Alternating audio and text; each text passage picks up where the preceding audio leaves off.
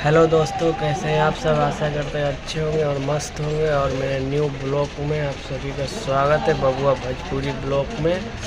और आप लोग वीडियो में बने रहिए। आज मैं कहीं जाने वाला हूं, आप सभी को दिखाऊं। ये देखिए दोस्तों, पंजाब शहर है। देखिए कितना बढ़िया है, मस्त ही है, एकदम अच्छा है।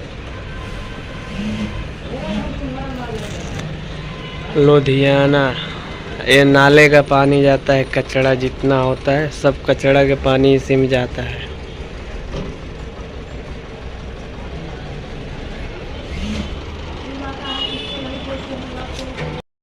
गरम मसाला ये कुछ सब मेहरारू पास होता है। अरे देखिए हमारे ठेकेदार हाथ उत मिला रहे हैं आदमियों से। देखिए